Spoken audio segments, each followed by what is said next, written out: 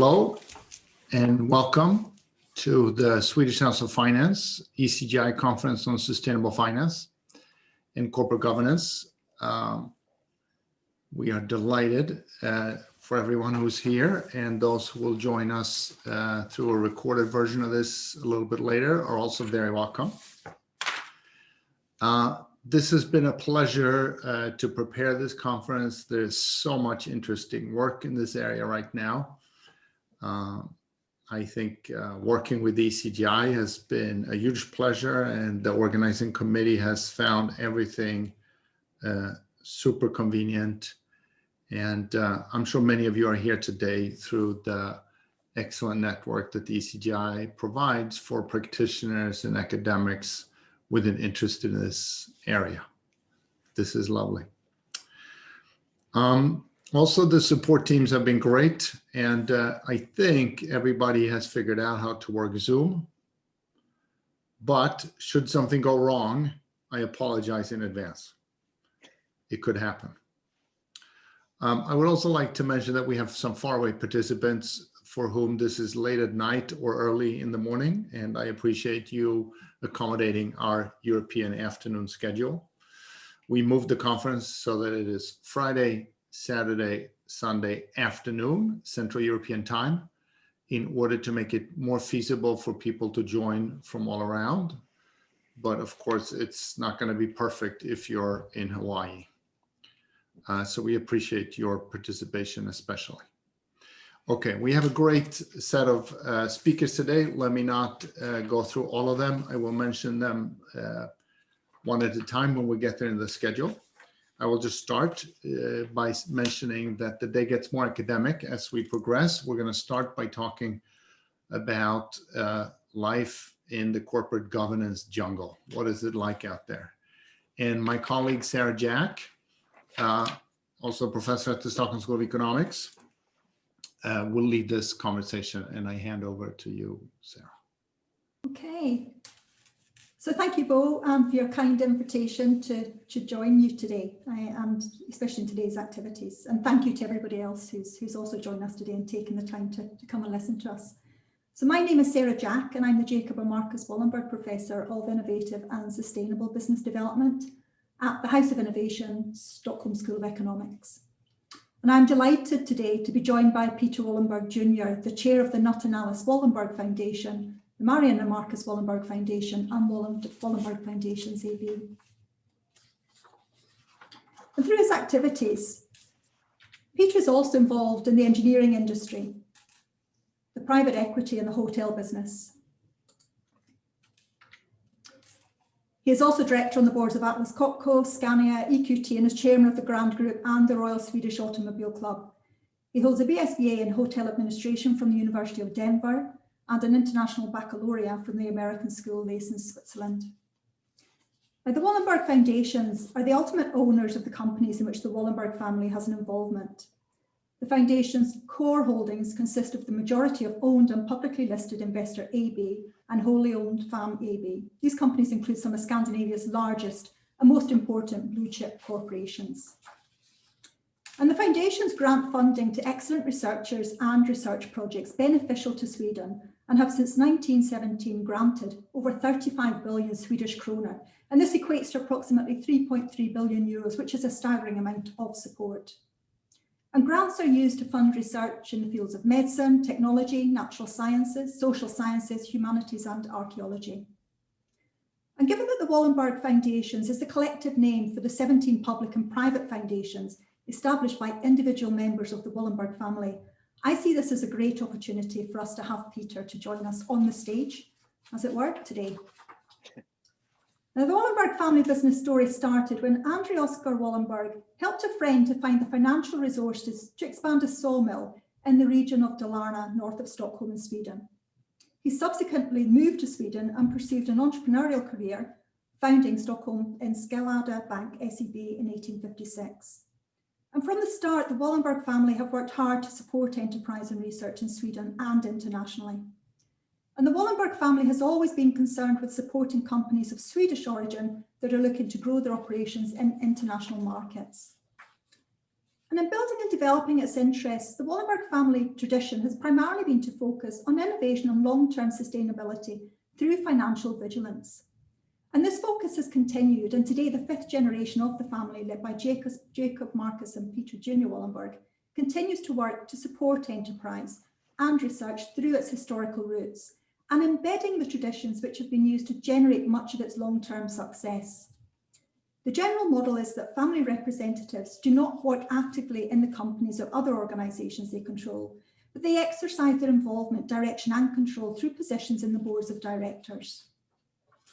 And against that background, what we thought we would do through our session today is to engage in a conversation about the long-term governance of family business. And long-lasting family businesses do not only look at the financial result of the next quarter. Owners of enduring family businesses value their history and their future. And such family businesses often make decisions with a much longer horizon in mind. And this horizon is often with the next generation in mind as well. So a guiding principle for the Wallenberg's family's work in terms of how it organises its influences in the foundations and the business holdings is the betterment of the country of Sweden. So with these aspects in mind, we will begin today by exploring the subject of governance with Peter. And welcome, Peter Wallenberg. Thank you. I'm going to stop sharing my screen and we'll see what happens now. Oops. Hi, Sarah. Hi. So are you happy if we just get started? Sure. Thank you. It's a bit strange. It's, So Peter, to begin, can you tell us about what the main principles are when it comes to organising interests in the companies and foundations with which you work?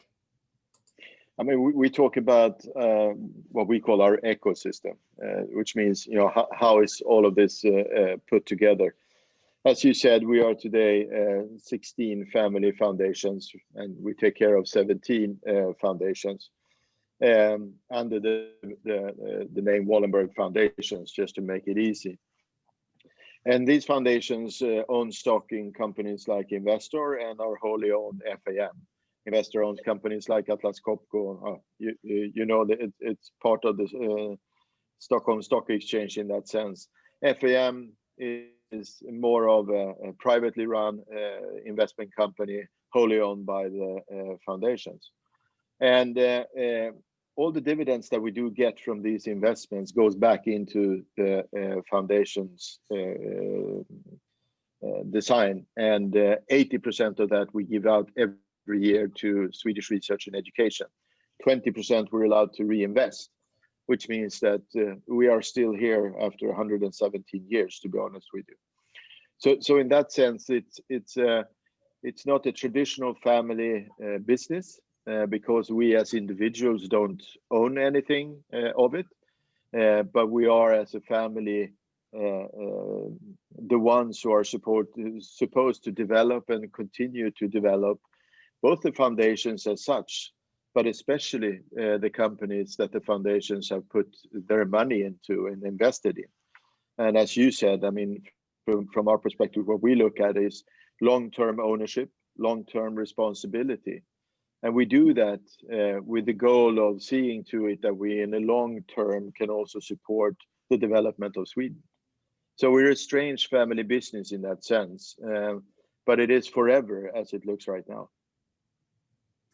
And, you know, to me as well, when you talk about the ecosystem and the putting together for the betterment of Sweden, I think that's an incredible kind of thing that the whole kind of organisation or the ecosystem actually offers as well. So what kind of led things to being organised in that way? Member of the fifth generation. It all started really in 1917 or 1916, 17, when Knut and Alice, who didn't have any children, and during their own lifetime, spent a lot of their own fortune on trying to help the development of Sweden around themselves. And at that time, there was a lot of social questions, but they also helped to build a Stockholm library and started to help to finance new buildings at Swedish universities and things like that. So, and when they became a little bit older, realizing with no kids and didn't want the family to fight over their fortune, they started the Knut and Alice Wallenberg Foundation. And today that is Sweden's largest contributor to research and education. So that's really how it started. From then on, another 15 have done the same thing. Some have started while they're still alive and worked with it while they were still alive. I usually bring up, when I get this question, I usually bring up Berit Wallenberg, who was a lady that when I was a kid, I was pretty scared of, because she was a photographer and an archaeologist. But she was very short, she had big feet, she was always wearing really dark brown dresses and looked pretty scary. So every time we went to a family dinner, everybody of the kids ran into another room. But when I started to work with the foundations, I realized that she started her foundation in midlife. And her foundation is today, it's not a big foundation, but it's the most important foundation and contributor to research within archaeology and cultural history in Sweden. And I have to say that her way of thinking symbolizes the way that the family is trying to think, and that is, you know, we are fortunate to have jobs and things to do, and what can we do to see to it that we can use that in a longer term and see to it that we help others and the development of Sweden. So Berit, even though she's a small foundation, is one of my favorites. That's really interesting as well. It shows how the family influence through all kind of stages has made the future as well and taken things forward. But was it difficult to set things up in this way, do you think? It's probably controversial in 1917 that the rest of the family wasn't able to get a hold of the fortune of Knut and Alice. So that was probably like in any other family. But I think that after that was done, that has been the way that the family has been working. I have to admit that when I was younger, 70s, 60s, 70s, 80s, the foundations were not really the thing that we talked about. It was the businesses we talked about and everything that the foundations really owned, but the foundations were not the main topic. So when I started to know about the foundations was when I was brought in as a member of a board of a smaller foundation, just to learn what board work was all about. And then realizing that the family had been working by or through the foundations since 1917, and that the foundations was really the main platform of the family. And as you know, from the past 20 years, we worked very hard on seeing to it and form the ecosystem to see to it that people around us also understand that it is not the individual family members, it is the foundations that are. So I have to say, to answer your question shortly, it has worked out pretty well to work in a setting like this.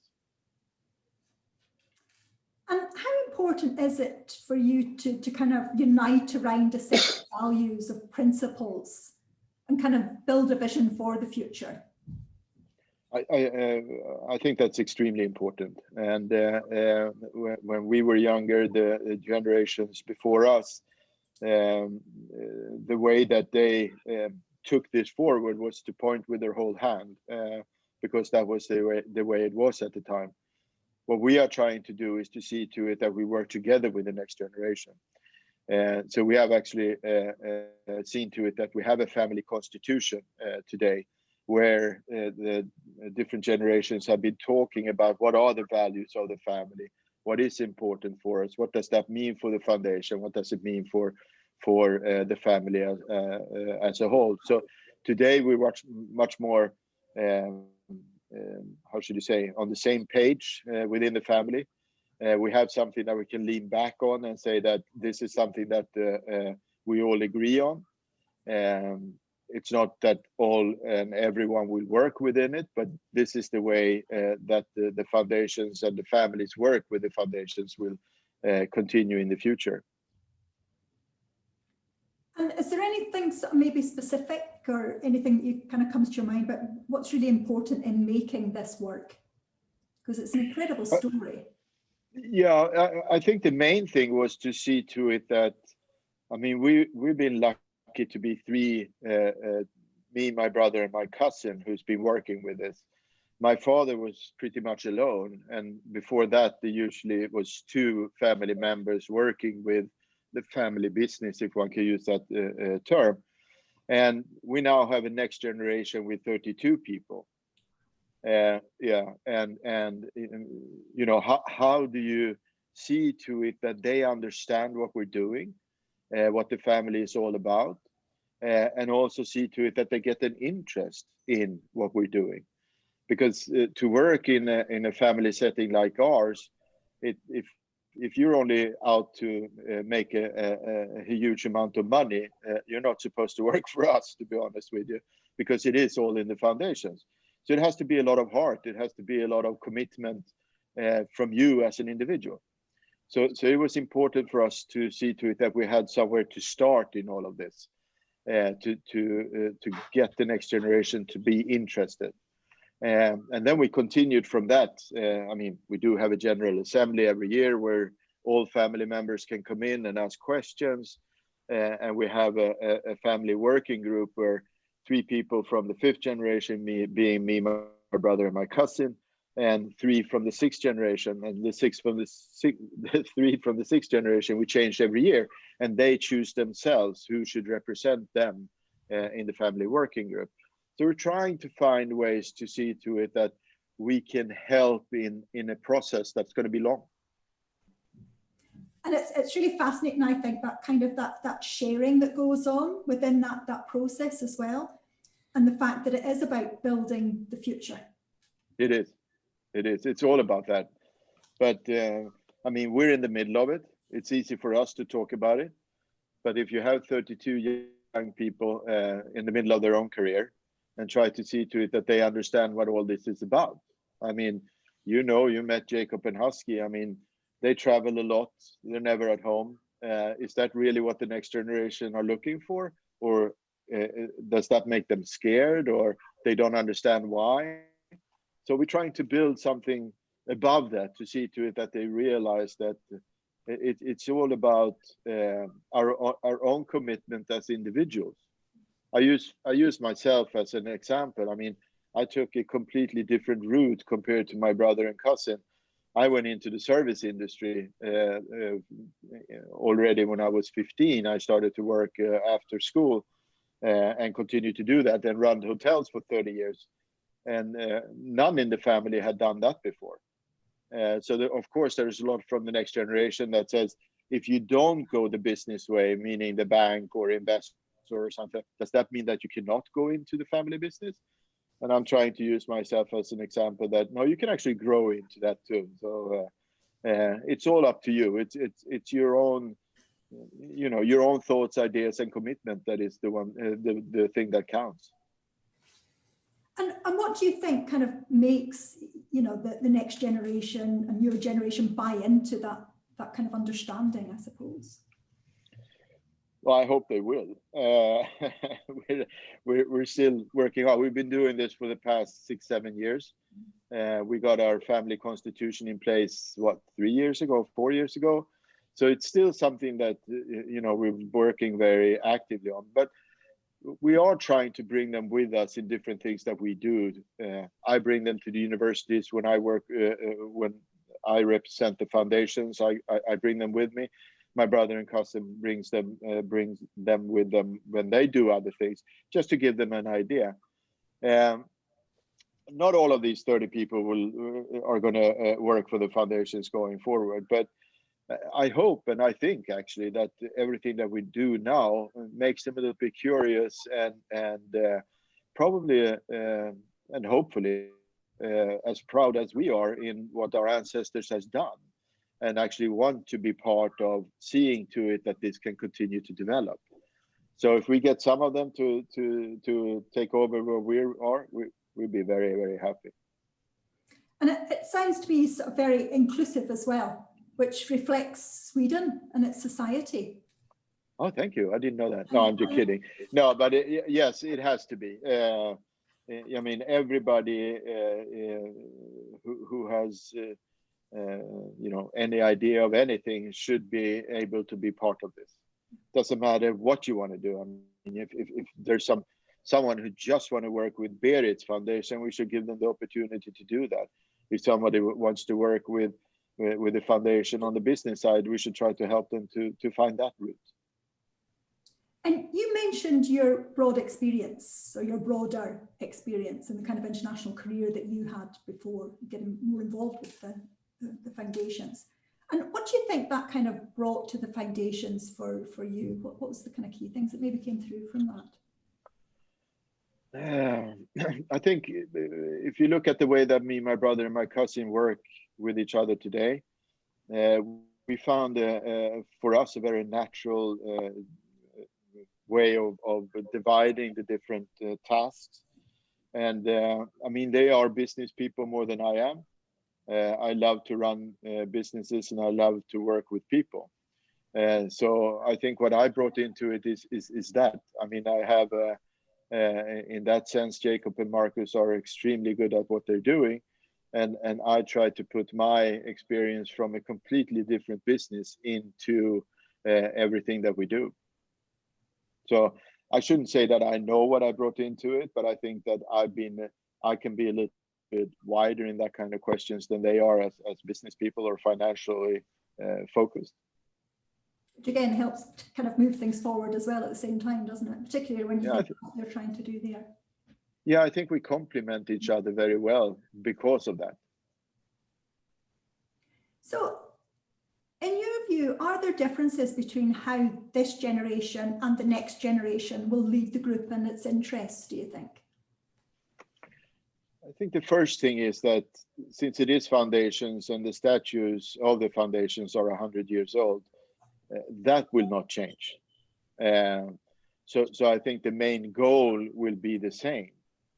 But I think the way that we run everything and look at what we do is different from the previous generation. And I think it's going to be the same for the next generation. We know in our discussions and meetings that we have with them that, questions that they bring up, it's of course sustainability and other questions that have always been on our agenda, but has been one of many. So I think it's just that there will be a focus on other questions, but I don't think there will be huge changes in, or it can't be due to the statutes of the foundation, be huge differences in what the foundations do or how we invest and things like that. It's quite interesting there because you touched on the kind of roots and traditions. I would imagine that within the foundations and the businesses, that these kind of roots and traditions are very important. And I think for family businesses, especially, that tends to be something that they do refer back to. Yeah, of course it is. I mean, as I said, I'm a proud member of the 5th generation, and I look back on what each generation has done throughout the years. One has to be proud. I mean, it's been different times, but it has been the same goal all the time, and that is for the betterment of Sweden. So even if it's done in different ways, it's still the same focus, and it is still the same goal. And I think that's probably the main and most important thing. Now, you touched on sustainability briefly there, and I'm going to maybe, if we've got time, move to explore that more later in the conversation. But what are particularly pressing issues, do you think, for the next generation? I mean, the world around us is moving much faster. So I think that we are in the middle of something. We are 3, and we know that we have a tough time to keep up. And so, of course, that will be a huge challenge for the next generation to be able to use all the changes that will happen for the benefit of everything that they're doing. But that's also one of the reasons that I hope that it's going to be more, at least more than 1, but maybe not 10, but there will be more of the next generation who would like in different ways to work with the foundations and the businesses within the foundation. So kind of taking that forward, if you were to look into the future, how do you think the Wallenberg Group might be organised in 10 years from now? 10 years? Mm. I'll be still around. No, I'm just kidding.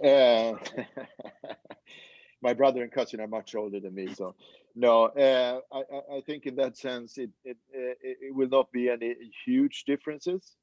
I think you will see that companies in our portfolios are different in some ways.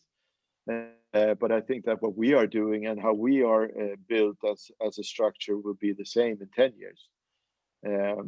Even though everything is moving extremely rapidly, we've been around doing about the same thing in different ways for over 100 years. So I don't think that will change a lot. And what about 20 years from now? Then I probably are not working any longer. It's 20 years is an extremely long period of time in today's times. As I said, with everything changing so rapidly, I wouldn't dare to have any guess in that sense.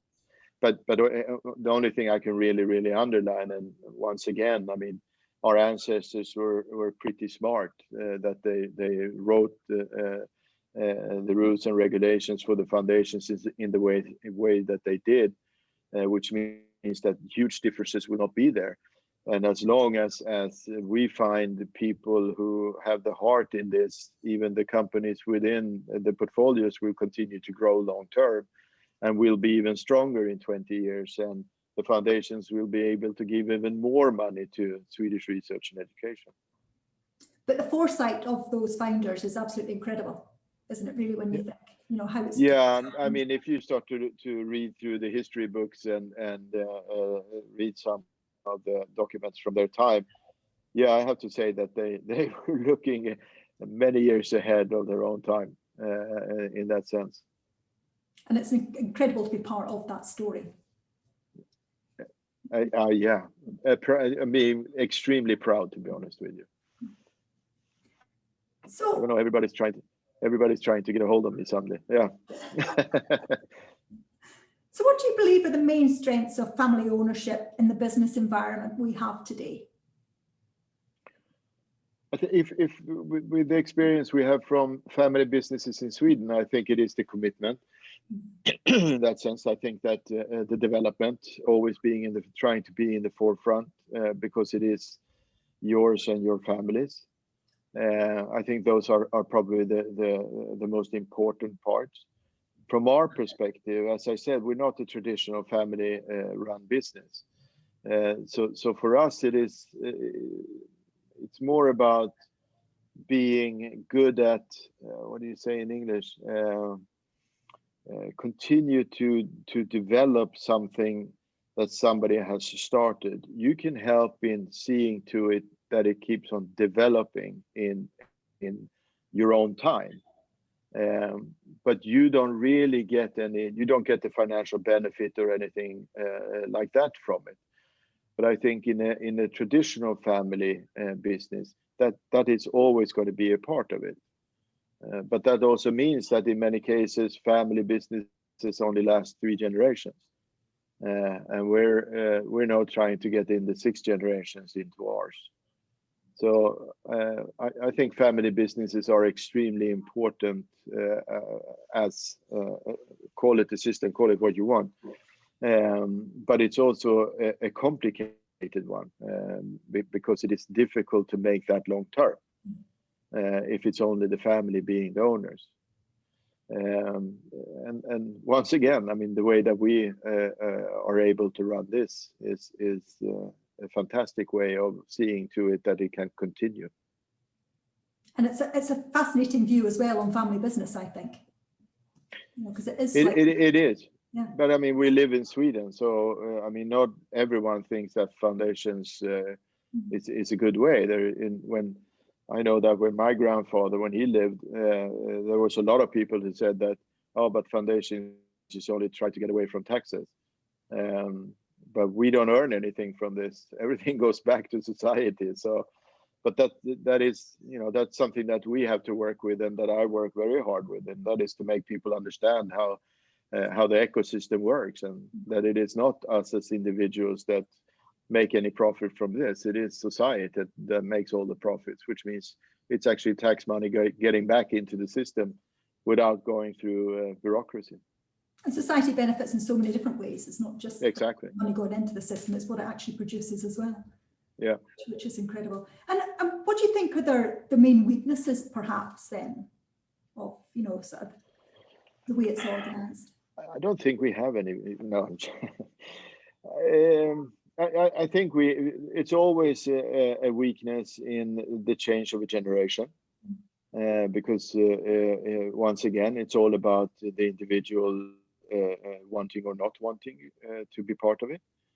And if there is none in the sixth generation who would like to continue with this, what does that mean? Who will then be taking the decisions for the foundations that are, and at the end of the day, have our family name on them, which means that whatever they do, it's going to fall back on the family. So I think that, but I don't call it a weakness in that sense. It's a difficult step. So I don't really see any weaknesses in at least in what we have. There are no weaknesses, because we can be really bad at what we're doing, to be honest. But the foundations will continue to be part of Swedish society. And do you have any other sort of advice for how this might be dealt with in the future? Or how other families might kind of pick up on things? No, I wish I could. I mean, it is extremely difficult. It's also very different from country to country. As we know, I mean, our system works very well here in Sweden because we have a foundation system, which means that we are not getting taxed on the dividends that we get because we give them away. But we don't have to take from our cash in the foundations. But in the United States, you have to take from the capital in foundations. So they will not be able to last as long as we are. So it depends a lot on where you are and how you can use the different systems. And when I use the word use, I don't mean in a negative way or trying to get away from something else. What I'm saying is that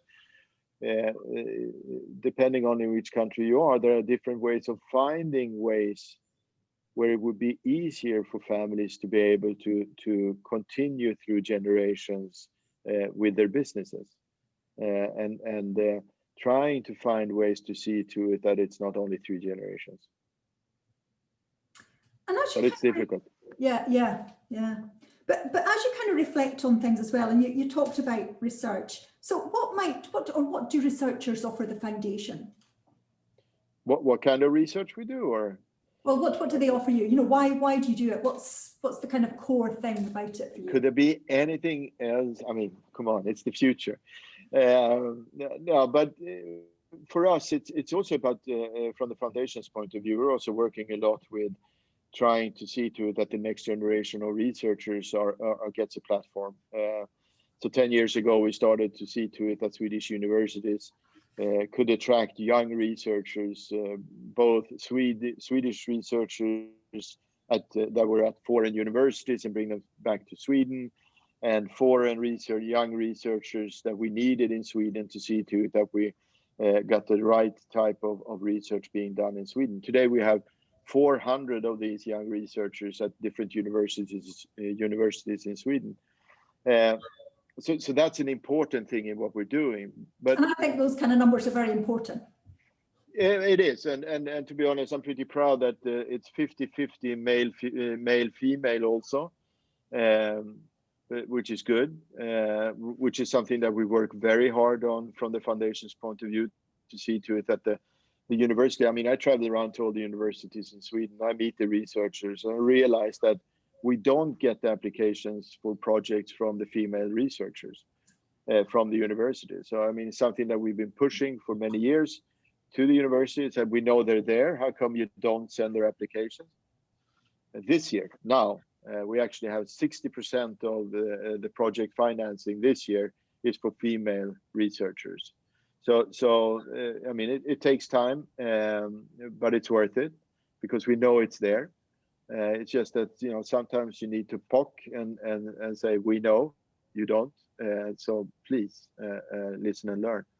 But then, I mean, we're also in the situation, being a foundation, that we can be less bureaucratic. So which means that we can start projects much more rapidly than the politicians can do. So if you take our WASP project, which is within AI, autonomous systems, etc. I mean, we started a research school. We today have 22 companies being part of the research.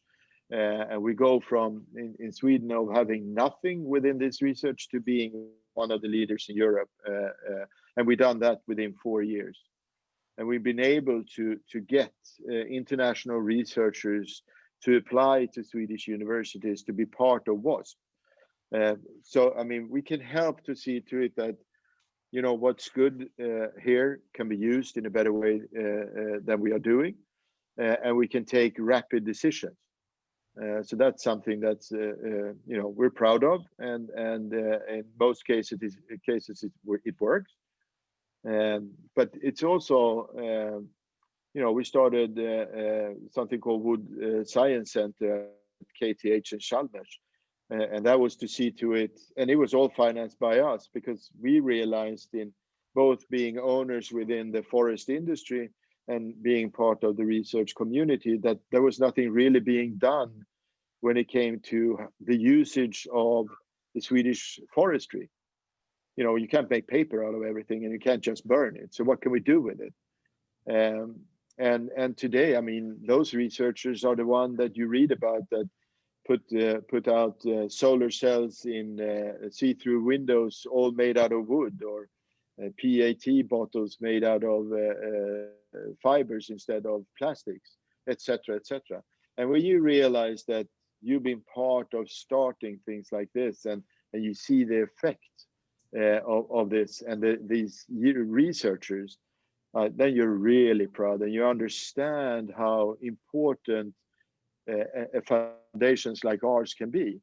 But we also realize that Sweden, being a very, very small country, we need to see to it that everybody realize that we need to put, you know, both academia, business, private institutions like ours, and politics into this, and so that everybody realize they have to be part of and putting money into this, or Sweden will lag behind. And we can be a part of having that dialogue also, and spread the word in that sense, and try to find solutions to these kinds of problems. We tried it with COVID now too. I mean, we don't have any bureaucracy, so I mean, we put 100 million into the research around COVID rapidly, but we also saw to it that Sweden got their largest test center in place within 3 weeks, because we didn't have any capacity in Sweden. And that we can do because we are small, and we have the funds to help. And again, when I saw how quickly you kind of moved there, I thought that was very impressive, considering what's happening elsewhere. But yeah. So, Peter, can we kind of move now to consider sustainability and its importance as a long-term focus, which also impacts on governance? And I want to do this because I know how important sustainability is for you, but also how it's always sat at the very heart of what the Wallenberg Foundations and family do. Yeah. So what is your point of departure when it comes to sustainability? I think that talking about sustainability is sometimes extremely difficult, but because most people, when they talk about sustainability, they talk about the environment. Mm-hmm. And we're trying to widen it much wider than that, because sustainability is, of course, about the environment and the climate, but it's also about people in the community. It's innovation, it's research, it's business ethics and governance. So from our perspective, and I know you read the investors book on how we work with this, and that's just one example, but those are the things that we bring forward in all the companies that we work with.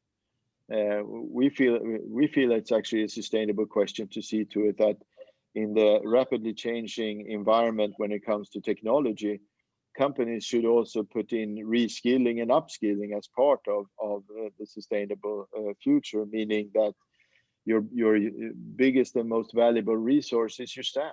And you need to see to it that you use them going forward too. It's not that you just change them because things are changing around you. You have to take it and look at it as out of a complete perspective. So yes, all of these things are extremely important for us. We feel that is being responsible long-term owners. This is the main point. I mean, this is that we try to you know, in the boardrooms where we can be representatives of the foundation, we can bring these questions up and see, you know, where are you, what are you doing? But once again, everything is moving extremely quick and very rapid. And I think one of the main problems is that you can find management in companies who believe they're doing a lot, but if you go 1 or 2 steps down in the organization, you're not doing very much. And how do you see to it as owners that this is something that is part of the DNA of the companies that you're running also? And I think that's the largest challenge. To talk about it, we're good at that. But we also need to see to it that we're good at getting it into the structure and being part of the company's DNA. And what does sustainability, do you think, kind of mean to you as a business family? And I mean that, you know, throughout the generations as well. No, but it is our future. I mean, it's the company's future.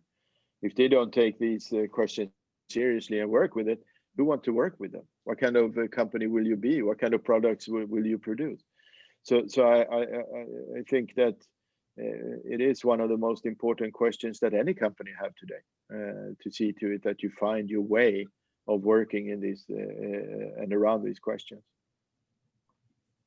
And how was sustainability introduced to you?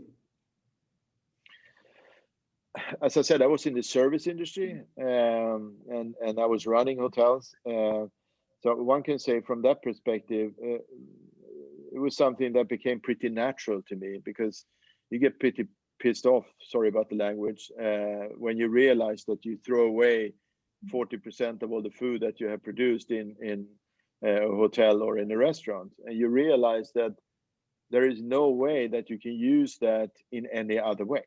I mean, I can give you an example that running the Grand Hotel in Stockholm, we realized how much food we wasted every day. Of course, we tried to make things to do less, but it was still a huge amount.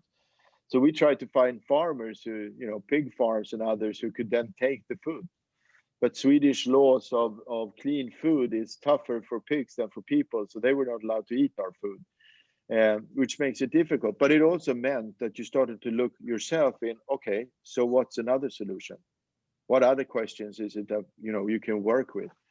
Today, Grand Hotel is actually part of a completely closed system, made out of vacuum. So you have 3 tunnels going into the walls at the bottom of the hotel, where you can throw different kinds of waste that is then being taken care of. In underground valves in Stockholm, used for heat and for other things. So I was introduced to it pretty early in that sense. But when it comes to, you know, business ethics and those kinds of questions, it is when you start to get into and being able to be a part of a board or something that you realize the complexity of companies going abroad, trying to do business abroad, and the follow-up questions that you get from that. Then you realize that, you know, these are new challenges. You know, how do you solve these? How do you work in these questions? So I would say that pretty early, I was introduced in many different ways.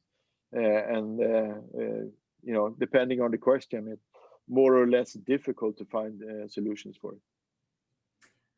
And what does sustainability mean, do you think, for the portfolio companies and their activities? Everything. Once again, I think it is their future. And that's the reason I'm saying that it is important for us to point this out to them and make them understand that we as owners are on top of the question, meaning we bring it up, we want answers. but most of our companies are doing very well and work with it. But you have to learn that it's not only what happens within your own walls. It's, you know, who's delivering what from where and how. You know, you have a supplier in another country. How do they do their products? It's much more difficult and much wider to some of these companies. But one should give them credit that they're doing, you know, a heck of a job. But once again, everything is moving so fast that you really need to be on the top of your toes all the time in these questions, because it changes so fast. And in terms of the kind of the boards of the firms that you work with, how do you kind of work with sustainability there? How do you kind of, you know, ensure that it is included in their thinking, their design, their way of delivering? It is something that we see to it that it is on the agenda of board meetings, so that we get a report. But I think that we need to take it, you know, one more step and see to it that it goes further down. A board meeting is a board meeting, but is that reality in all senses, or is that a presentation for the members of the board? So I think we need to find ways of getting a deeper understanding of how it works further down in the structure of companies. It's going to be difficult, but I mean, we have to find ways. And would you say that the role of sustainability then has been changing? And you mentioned a couple of examples when we were talking about governance as well. But do you think that the role of sustainability has really been changing? Yeah, absolutely. I think so. And as I said, I mean, working with the sixth generation, I know it's something that they're poking at us and say, you know, what are you doing? What is the foundations doing? So I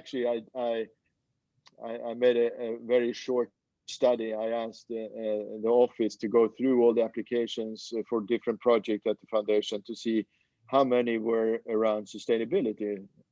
And we realized that in the application, it was not a lot.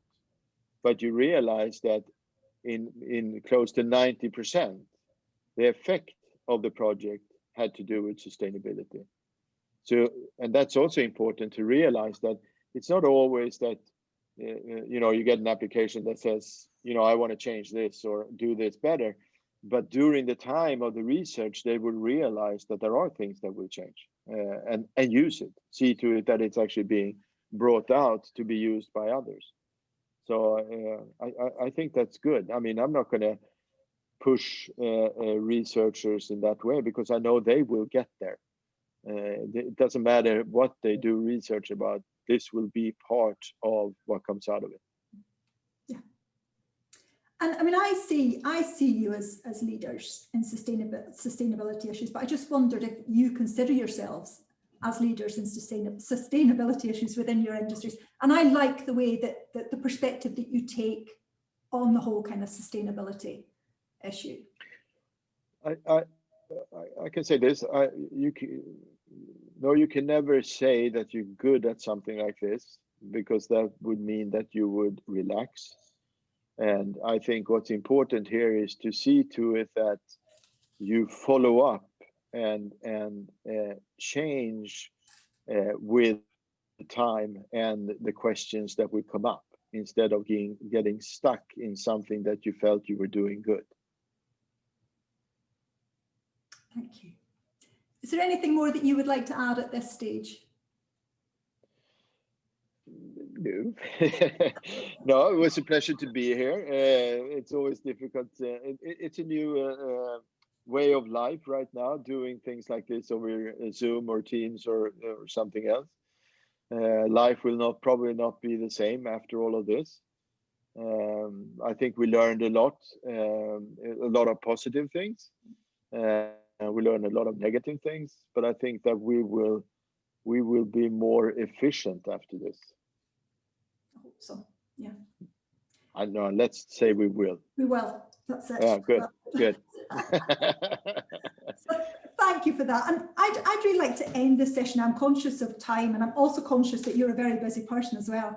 And thank everybody for listening. But I'd also like to say a very big thank you to you, Peter, for taking the time to speak with us today and for sharing your thoughts and experiences. And we're extremely grateful, thank you. And I know that I've learned a lot from listening from you today, but I always do. I always find it very fascinating. And I'd also like to thank Professor Matthias Nordqvist, who kind of helped us form the questions as well and develop the questions for today. So thank you as that. We have some time left, I think, Bo, do we? About 5 minutes left, if there's anybody who would like to ask a question. We do. Bo, was there anything, I noticed you're kind of bit in the chat and I picked up on that, but I don't know if there's anything else that you want to add to that.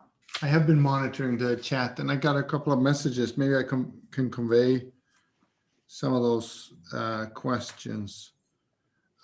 So maybe not all of the listeners, everybody who's online can understood the relationship between all these companies, the crown jewels of Swedish industrialism, and many new companies that you own or own part of. Mm-hmm. There's some statements here with the foundations and investor. Could you talk for a couple of minutes about just how that structure looks? Absolutely. The Foundations is the largest shareholder of the public investment company Investor. Investor own companies like ABB, Atlas Copco, Electrolux, Ericsson, Wärtsilä, Finland, etc. But they're all public companies. On the other side, we have a privately owned investment company called FAM, Foundation Asset Management, where we own companies like, or have stock in companies like Stora Enso, Saab, smaller companies like Höganäs, Nefab, and others. And then one should add that Investor has a sister company called Patricia Investments or Patricia Industries. And in Patricia Industries, you have companies like Mölnlycke within healthcare. They actually own the Grand Hotel and other smaller companies that they own 100% or are the majority shareholder of. Did that explain enough? I can go even further, but no, that's great. But you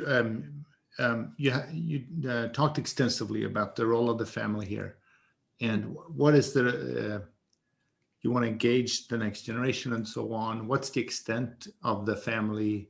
How far into this vast these businesses are we? Yeah. One can say that me, my brother, and my cousin, we represent the foundations on board levels. My brother is the chairman of Investor.